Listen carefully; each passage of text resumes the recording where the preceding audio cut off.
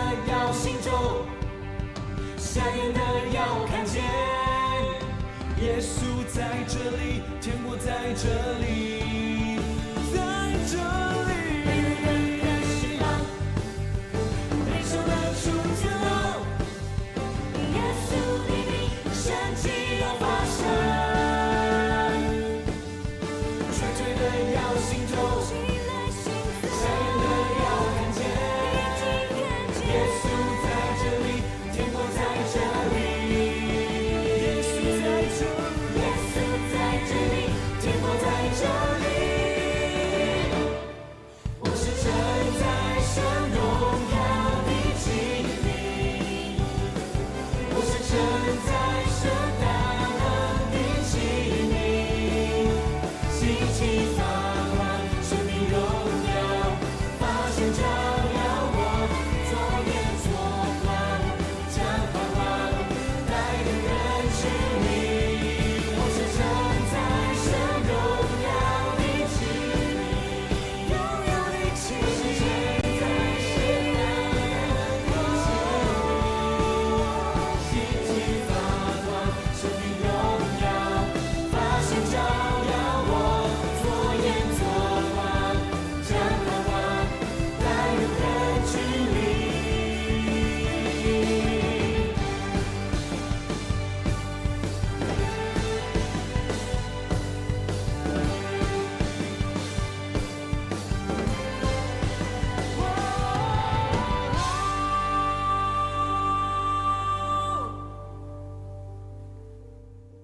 主，我们感谢你，让我们能够在当中去领受你恩典、你的带领，让我们成为你那荣耀的器皿。因着你拣选我们，因着你使用我们，我们得以得着你所赐的恩典与荣耀。主啊，让我们能够做盐做光，将盼望带入人群里，让我们能够在当中活出你要的样式，成为你所喜爱的样子。主啊，不再是我们所想的，不再是别人眼中所看的，而是在当中让我们将这样的好消息来分享出去。亲爱的主，愿主你就在我们当中来掌权，在我们生命里面来掌权，让我们在每件事情依靠你。主，我们来到你面前敬拜，愿主你恩典与我们同在，愿主你就在我们当中来带领我们。主，我们要将今天的聚会，将每一位参与的弟兄姐妹都仰望在主你面前，恳求你聆听我的祷告，恳求你对我们说话。我们将祷告祈求，都奉靠主耶稣的名，阿门。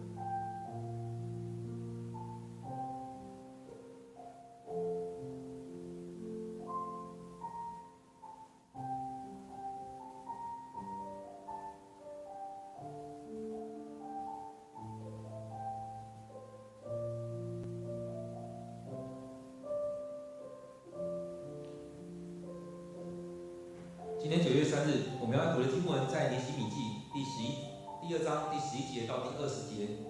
第2章第11节到第20节，我们一起来读今天的经文。我到了耶路撒冷，在那里3天，我没有把上帝要我为耶路撒冷做的事告诉任何人。第3天半夜，我起来，带着几个同伴出去。我们所带唯一的牲口，就是我骑的驴。我趁着夜晚出了城，穿过西边的谷门，往南经过龙泉，到了勒色门。我一面走一面查看破损的城墙和被火烧毁的城门，然后在城的东边转向北走，到泉门和王池。在那里，因为我骑的驴找不到小路通过乱石堆，我就下到吉伦溪，沿着溪口骑，巡视城墙，然后转回原路，经过谷门，回到城里。没有一个地方官知道我去过什么地方，做了什么事。直到那时，我都没有告诉任何犹太同胞，不管是祭司、领袖、官长，或是任何可能参与这工作的人，我什么都没说。可是，现在我对他们说，你们都知道我们所面临的困难，因为耶路撒冷荒废了，城门毁坏了，我们来重建城墙吧，免得我们再受凌辱。我告诉他们，上帝怎样与我同在，帮助了我，并且告诉他们皇上对我说的话。他们说，我们就开始重建吧。于是他们预备好要开始工作。申巴拉、多比亚和一个叫基珊的阿拉伯人一听到我们计划要做的事，就讥笑我们。他们说：“你们在做什么？你们要背叛皇上吗？”我回答：“天上的上帝会使我们成功，我们是他的仆人，我们要开始重建。你们不是耶路撒冷的一份子，你们在耶路撒冷没有产权。”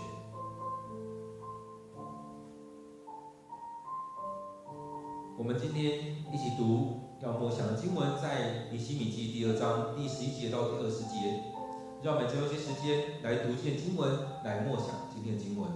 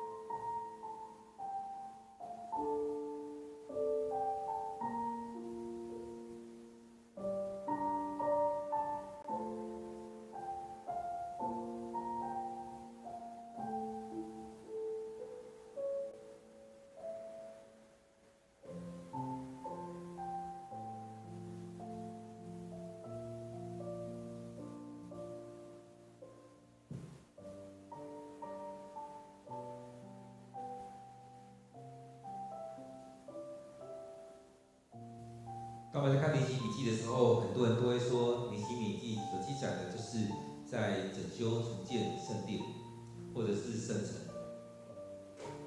其实，在当中我们可以看到，从以斯拉记，也是从列王记的最后面转过去，历代志最后面转过去之后，在以斯拉开始，尼希米那边这两个也都在说重建圣城、重建圣殿。而在当中，我们看到，在这样的重建的过程当中，在这样的修缮的过程当中，其实很不容易。所以在当中，我们看到，当尼希米他要领受的时候，他也不是很照进的就要这样做，执意要这样做。他为着这个事情哀伤、难过，来到主人面前，来到上帝面前祷告。遇到了许多事情，也先摆在祷告当中，让上帝来带领。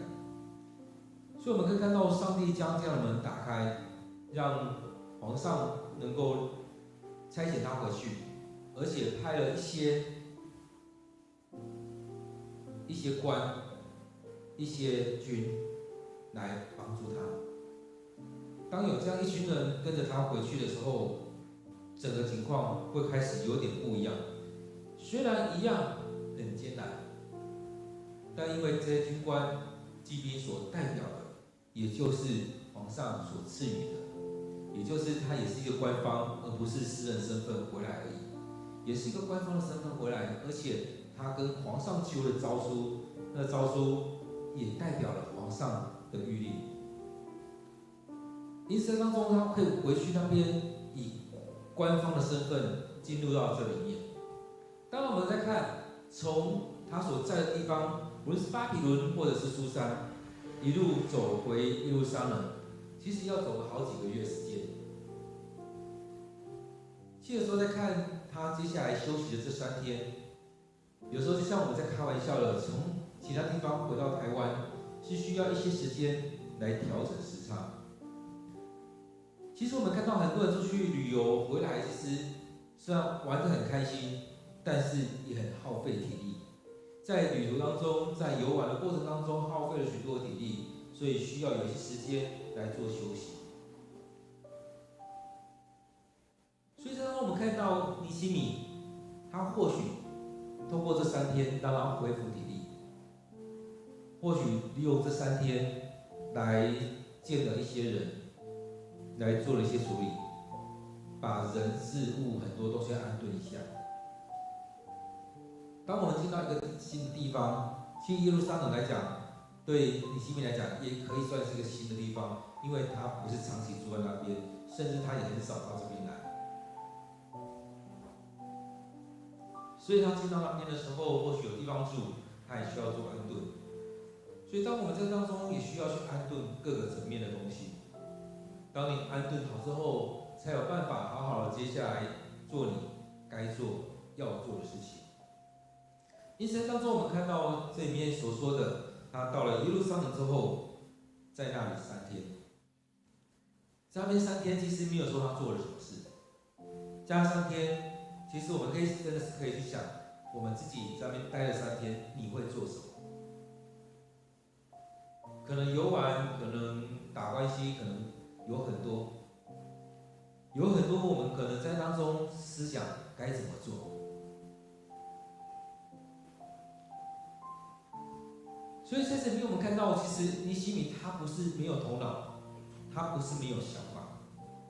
从他听到耶路撒冷有许多人回去，然后上帝启示他，上帝将这样的负担放在他的心里，其实他就开始在筹划这许多的事情。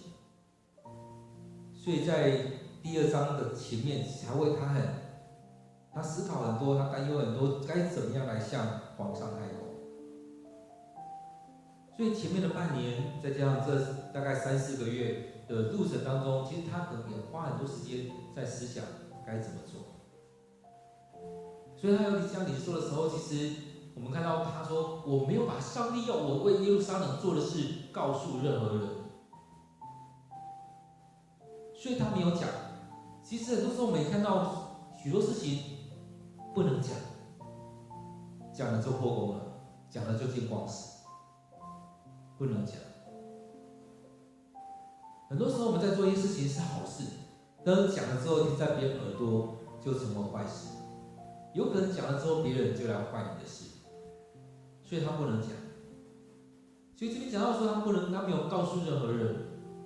其实许多时候我们在看一件好的事情，在对的时机是做了起来，是做出来之后是一个恩典与祝福，但是在错的时间、错的时间点来提出来，可能对各方面都是伤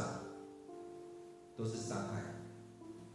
不但没有办法加分，不但没有办法让事情好好的完成，甚至可能此后这件事情就被封起来了。所以这边讲到说，我没有把上帝要我为耶路撒冷做的事告诉任何人，所以他没有讲，他在那3天更不能讲。其实我们在想，我们在生活里面也很多是这样子。当我们讲的时候，其实在从以前到现在都有很多这样的事情。我跟你说，你不要跟别人说。而这个人听了，可能他也是跟别人讲这样讲。我跟你说，你不要跟别人说。如果别人讲出去，那追回来就是我讲出去的。而这样一层一层的出去之后，就散播出去了，就所有的人可能都知道了。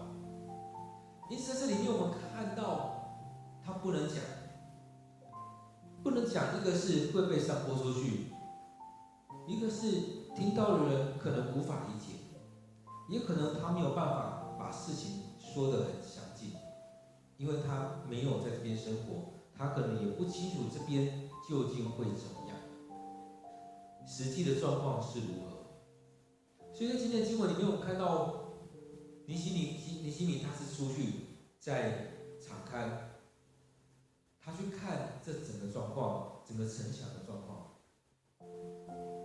所以他这边没有把事情跟任何人讲。这也就是我们在讲的时间点很重要，你有没有收集好必要的资讯，然后抓到对的时间点来分享出去。当我们没有抓到对的时间点，真的是会有很多的状况。所以那边讲到说他没有讲之后，他来到这边3天了。在第3天的半夜，他说起来带着几个同伴出去，而我们所带的唯一的牲口就是我骑的驴。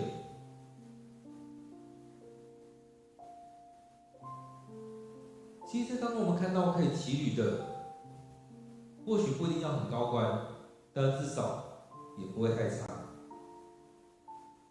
而在这里面，我们看到，其实他的官位也不低。所以当他出去的时候，他不是骑马。其实很多人会这边讨论马和驴，当然有它的象征意义在。相较之下，马是比较威风的，马是带出来是征战，马带出来的是许多我们看到那种很美好那些，而驴呢是能够沉重的，它跑得不快。但是其实驴它有它很多的美好的意涵在这当中，所以就像耶稣一样，他来，他也是骑着驴，他不是要带着大家征战，他是和平的君王。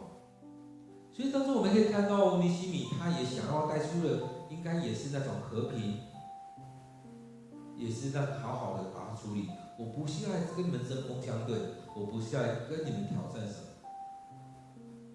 而在当中也可以看到，他希望带出来的是一种平静安稳，在当中好好的把这些事情弄完，而在这里面将每件事情处理好。因此在当中我们看到他也在半夜里面来处理这些事情，半夜其实也很少人会出来。其实以前的半夜并不平静，我们说平安夜，但我们可以看到许多地方半夜也不平静。当我们在看旧约的时候，不论是在创世纪或许多地方，会看到太阳下山之后，就整个很不平静。所以当有一些人他们在夜晚还找不到地方住的时候，圣经里面有几个地方呈现出来说，有些人就跟他们说：“你赶快找地方，赶快找个旅店，或者是在我们家住。”其实谁来到一个村庄，大家都知道，消息很快就传出去。而在当中，如果你没有找到一个地方住，没有找到一个可以歇脚的地方，没有找到一个可以遮蔽的地方，可能就会发生许多事情。可能你被抢了，可能你的生命被伤害了，有可能有许多犯罪的事情会发生。所以我们可以在创世纪里面看到许多这种记载。我们可以看到那时候有很多这样的问题。现在呢，我们在看到许多国家也是这样，在夜晚里面，大家不太会出门。当然，夜晚没有灯光，大家也尽量不出门。所以大家这个时候出去的时候，会知道他出门的人很少，甚至是没有。所以他说半夜我起来带着几个同伴出去。刚刚也想到之前的孙悦，他曾经也做了一个广告。那广告说，半夜问题多，平安回家最好。所以在半夜赶快回家。所以对他来讲，他也不能一个人出去，所以他也带着几个同伴陪他出去，才不会遇到一些问题没有人帮助，才不会被尾随等等造成的遗憾。所以在半夜，他带着几个同伴出去，也带着那唯一的牲口，就他骑的驴一起去。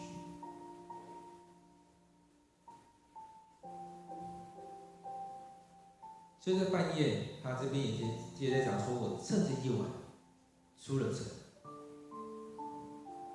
其实以前的城，在夜晚应该在太阳下山的时候就已经把城门关了。因为夜晚会发生什么事不知道，但是如果有城墙的，他就可以把城门关了，至少在里面是比较安稳的。因为这边讲到说，他趁着夜晚出了门，穿过了西边的谷门。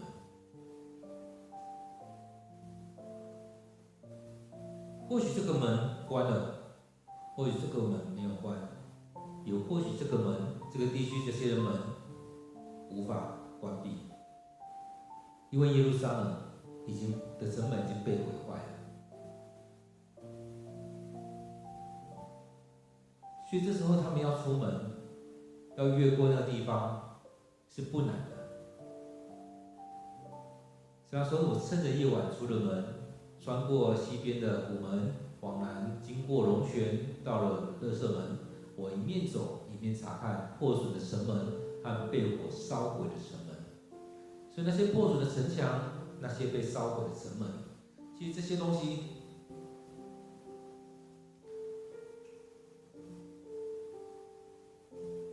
其实这就是他要查看的地方。他要去看这些到底城墙、到底城门损坏到什么程度，该怎么样来做。其实当我们在看这些，在看那些房屋整修的，他们也都是要实际去看。当自己在看那些日本节目改造网的时候，他们也是要先去看一次，究竟有什么问题。而那个房子，他们把一些装修、装潢全部拿掉的时候，才有办法清楚看到内在的状况。而那些建筑师也从这当中去评估，到底哪边要整修，到底它的地基稳不稳固，是不是要重新搭建地基，他们的梁、他们的柱是不是有很多的损坏，是不是要补强。在当中，我们看到尼希米也是如此。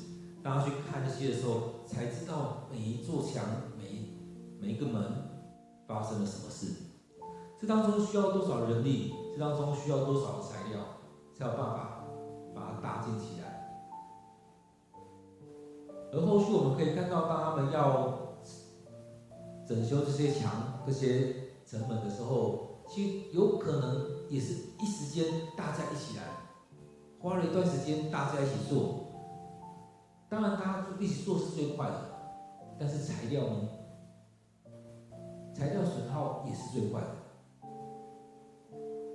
所以当中我们看到这边提到说，他从西边到南边，后来又走到东边往北走。至少绕了半圈以上，他去查看这整个城的状况。这边讲到说，到东边，再往北走，然后一直到走不动的地方，然后下了基伦溪，沿着溪谷骑，然后继续巡查城墙，然后转回原路，经过谷门，回到城里。他走这条路，有可能那边人烟稀少，他这样去来回，人比较不会发现他。所以他会这样去勘察，也可能他在过去的那3天已经大约知道大家的生活习性。所以许多能够做事情的人，其实他的观察能力也要在一定的水准之上。他可以去观察许多的事情，他可以去看很多的状况，从这些事情、这些状况当中，怎么样来做这些处理。所以在这里面，我们看到他所做的这一些，他去看这许多的地方。其实，当我们在看政府的官员，不管现在市长或官员，其实这些官员他们是去走马看花，还是去作秀，还是他真的有看懂这许多的事情？其实我们真的可以看到许多的市长、许多的首长都只是去走马看花，只作秀。我有来了，我不是来看你们的吗？我不是来的吗？只是给大家看，我来了，我来了。但是我们也可以看到，有一些首长，他们出现的时候，他很认真的在听大家的问题，而且他也在思索这些东西可以怎么样来处理，甚至听完之后，也开始在跟隔壁旁边的这一些相关的处事，这一些处事的首长或一些专业人士在讨论该怎么做。所以我们可以看到，有一些人他们其实不是头脑空空的，而是真的有东西，然后还整合许多的资源。我们看到尼希米也是一样，他已经构思了半年甚至1年，在当中要开始动工的时候，他也是在构思该怎么做。所以大家去场勘的时候，他并不是随便这样走一遭。如果要这样走一遭，应该是白天啊，让大家都知道他在场勘。但是他是私下去做这些事情，去了解这些状况。这一天可能应该不是农历的新月或者是月底，有可能是满月的前后，他可以很清楚的看到这些城墙的状况。所以透过月光，他可以去看见这整个城墙的状况发生了什么事。所以当他看完之后，他心里面才有个底。当他有个底，后续他才能够跟大家讲，我来这边要做什么，我们大家一起做。所以他这边第一题，没有一个地方官知道我去过什么地方，做了什么事。除了跟他一起来这些人，这几个人跟他一起走的，没有人知道他去过哪里，他做了什么。所以他都没有讲，那3天没讲，之前也没讲，到这个时候都没有讲。其实我们看到他非常谨慎的去面对这样的事情。有时候我们会不经意的讲一些事情，有时候我们会错估了某一些人，把一些重要的事情跟他们讲。台语说“下跪跳耳朵”，其实很多时候我们走错路了，找错了人了，然后让整件事情，整个事情都没了。所以当中我们看到他没有讲，他没有跟地方官讲，没有跟犹太人讲，不管是祭司、领袖、官长，任何参与的任何专业人士什么，他都没有讲。我什么都不说，我什么都没说。其实这是最安全的，因为到底哪些人是可信的，哪些人嘴巴是紧的，哪些人真的是可以帮助的。其实很多人他是没有问题的，但是他跟他确切去了解怎么做，他可能也去请教许多人，而这样的消息可能又发布出去了。所以当中一步一步的来构思这一些，所以他还很谨慎的去处理每一个。所以这也是我们尝试我们要学习的。很多时候我们有领受就开始到处讲，我们想到什么就到处讲，我们怎么样就到处讲。当然，有些人会说啊，尼西米，你为什么什么都不讲？你为什么什么都不讲？其实许多时候，当我们真的要做一些事情，不该讲，不需要讲，但是要回到上帝面前，单单的来到上帝面前，让上帝来带领，跟上帝说，降服在上帝面前。许多时候，很多人会跟你说，为什么你什么都不讲？确实，很多时候我们什么都不需要说。但是在第17节、第18节这边就改变了，因为当他看完了，他也大致上知道了，他也清楚知道该怎么做，所以第17节这边开始一个转折，说现在我对他们说，你们都知道我们所面的困难，因为耶路撒冷城荒废了，城门毁坏了。其实，当我们在讲到耶路撒冷城荒废的时候，其实可以在这一礼当中，我们看到城墙荒废了。其实有时候在讲耶路撒冷城，很多时候也包含了圣殿，所以这样荒废了，就像我们前面在讲的，其实耶路撒冷城荒废，圣殿的荒废，其实很多时候也带出了人跟上帝的关系被拆毁了，城门毁坏了。所以当中感觉到上帝似乎也不再保守了这个民族、这个国家，所以他们受到了很多的凌辱，受到了很多的欺负。但他这边讲到说，我们来重建城墙吧，免得我们再受凌辱。我们来建造吧。因此当中我们看到这边在做的事情，我们来重新建造城墙吧。其实这时候我想，他讲的话应该也不是这么的弱。他可能因为那时候要对众人讲，应该也是放大他的声量，他的分贝，对他们说：你们都知道我们所面对的困难，你们既然都知道，那这样的困难也是因为耶路撒冷城荒废了，城门毁坏了。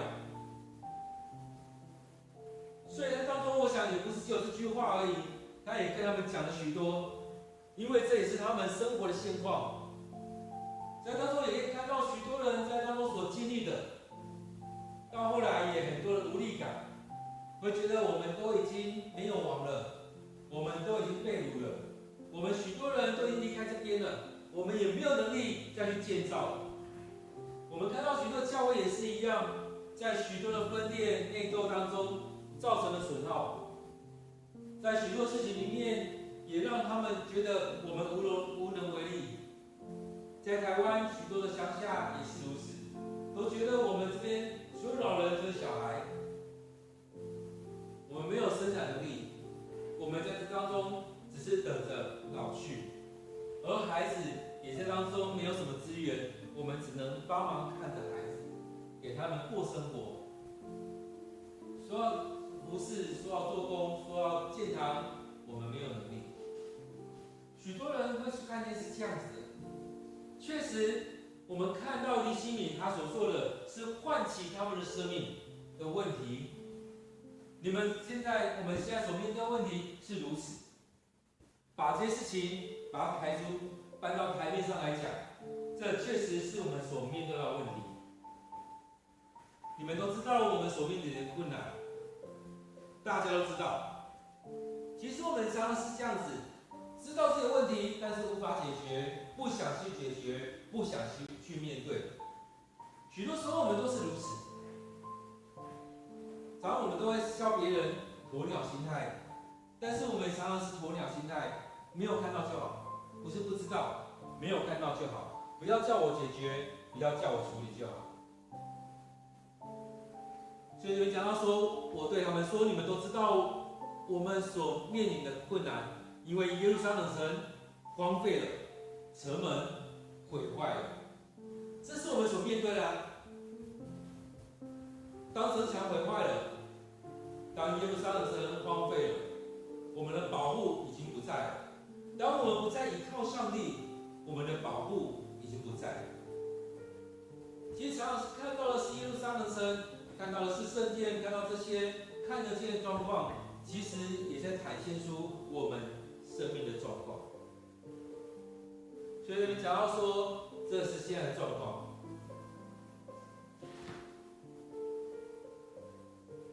当我们面对到这样的状况的时候，有没有一些有建设性的？有没有一些可以解决的方案？而这些方案是治根还是治本呢？所以当中我们看到尼希米他讲的说：“我们来重建城墙吧，我们来重建城墙吧。”各位弟兄姐妹，在教会里面何尝不是如此？我们常常在许多地方是已经败坏了，在许多当中我们已经呈现许多问题了。当我们在看教会的时候，我们讨论到这些问题的时候，有很多人就会开始生气，说：“你为什么要讲这些？”甚至会说：“你为什么不来帮助我们？你为什么要插手？我们这样过得很好，你为什么要讲这些呢？”其实很多的那种状况在讲的是海露出他们的无能为力，或者是在讲出你为什么要讲这些，让我们感到更加的羞愧呢？其实很多时候我们是习以为常，已经习惯在那错误的、那不好的状况里面。当城墙已经毁坏了，我们可能就这样很好啊，就这样啊，我们从小到大都是如此。但是从小到大是如此，不尽然是对的。我们过去都是这样，过去都是这样，不尽然是对的。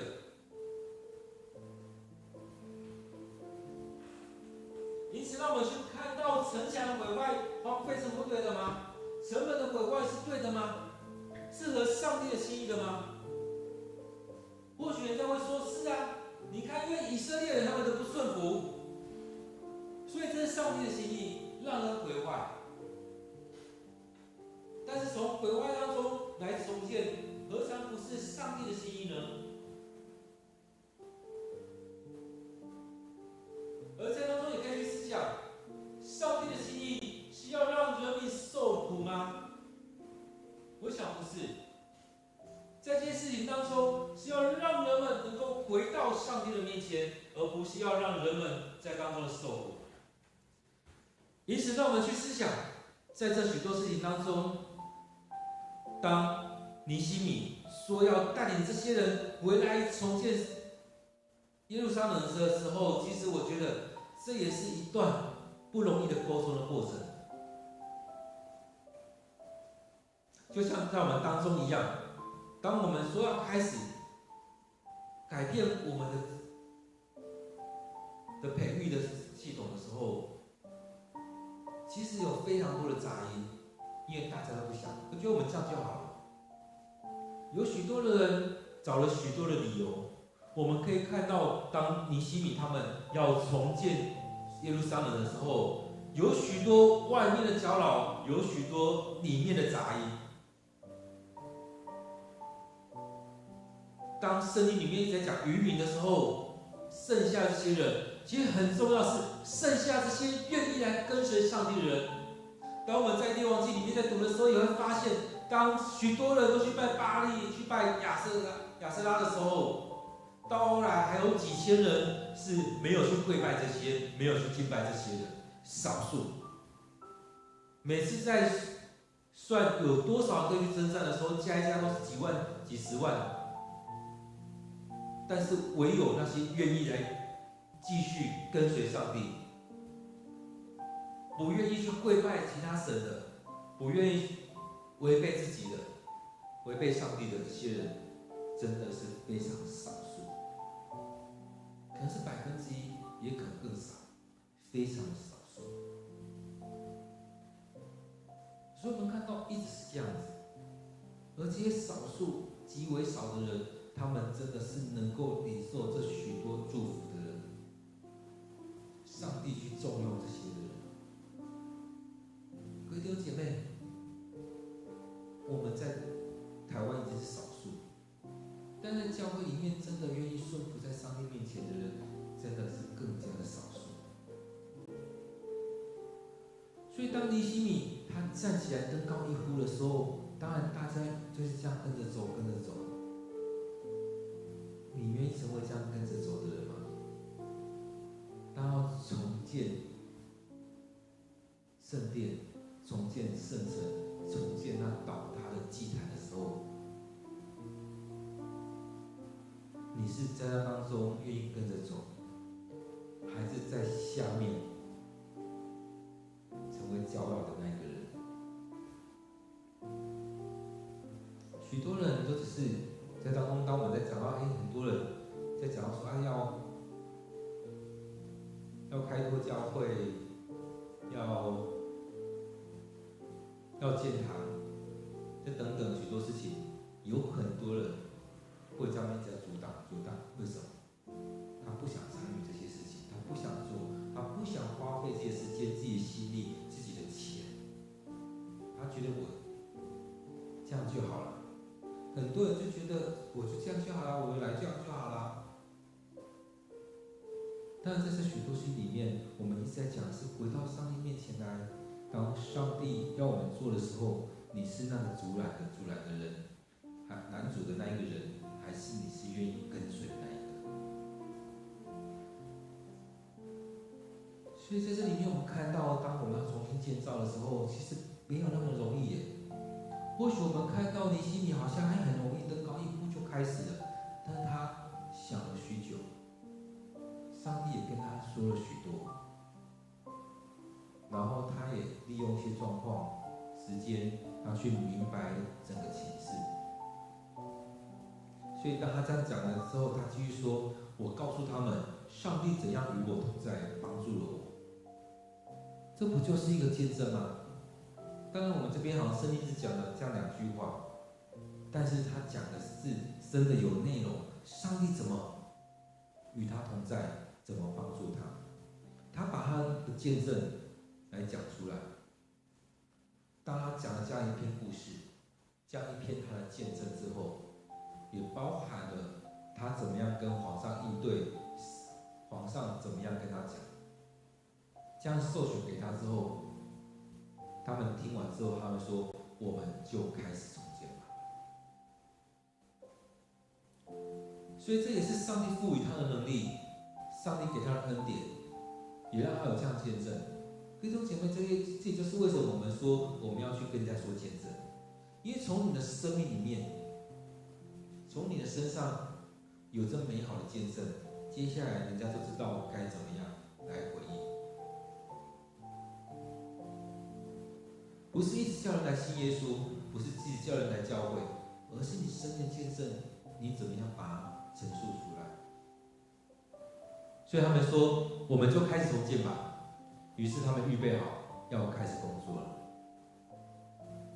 在这过程当中，我们看到尼希米他做了许多预备的功夫，才在这时候，他前面都是鸭子划水，到这个时候才开始跟大家这样说。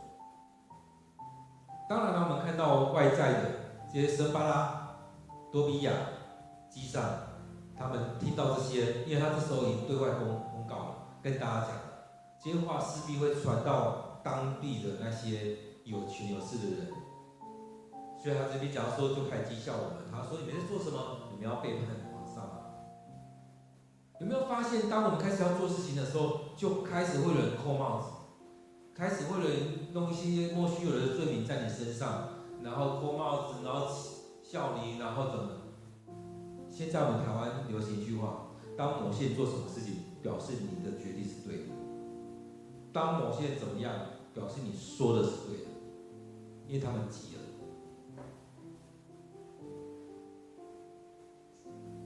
所以当他们这样讲的时候，他的回应很简单：天上的上帝会使我们成功，我们是他的仆人，我们要开始重建。你们不是耶路撒冷的一份子，你们在耶路撒冷没有产权。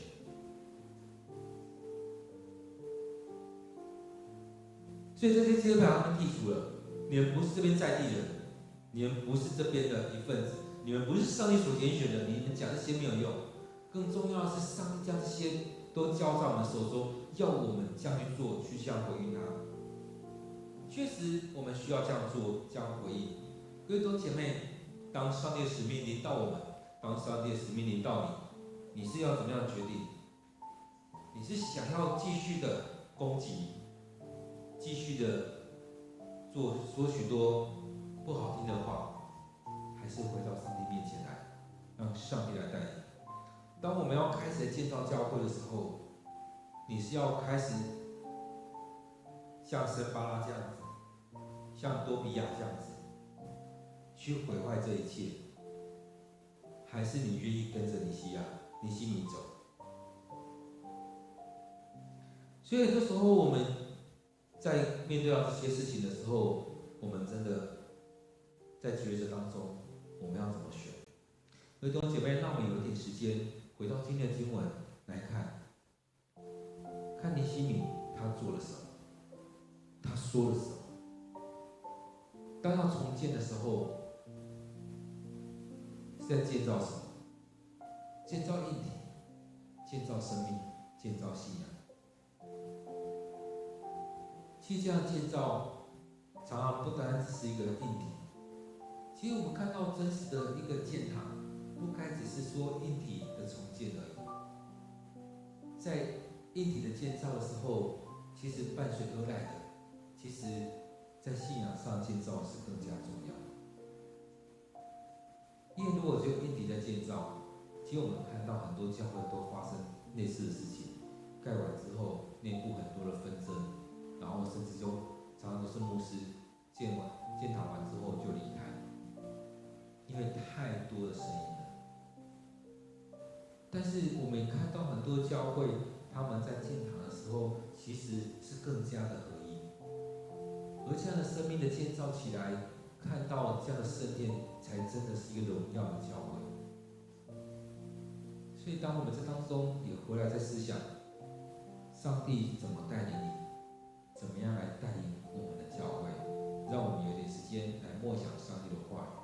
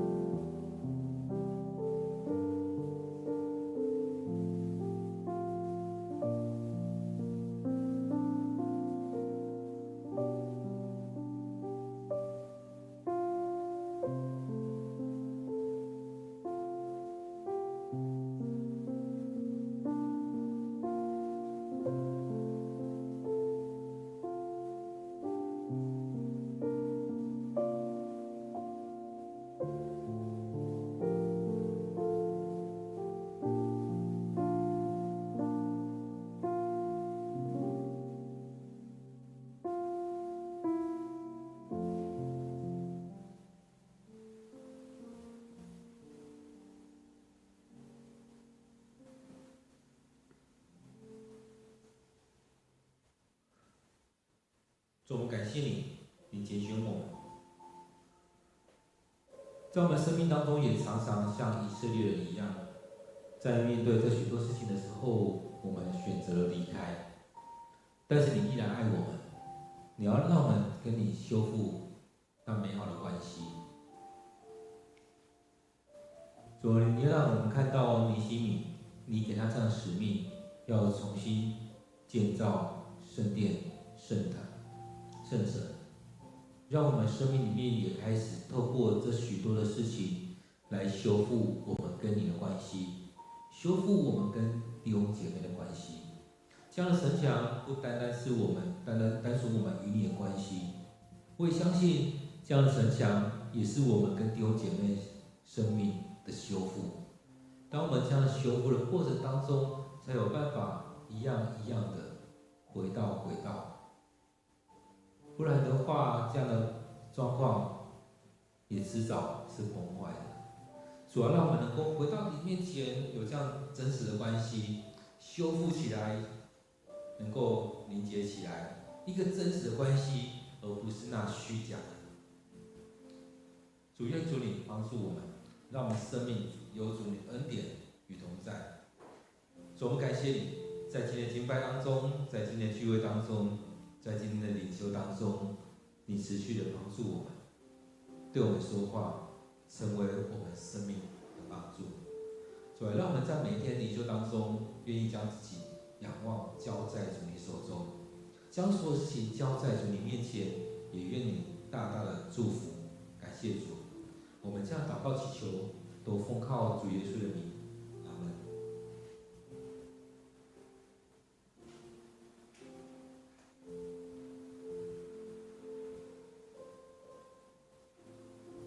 愿我们每天都有一段时间来到主面前，一起来敬拜，一起来领受上帝的恩典、上帝的话语。愿上帝赐福于你。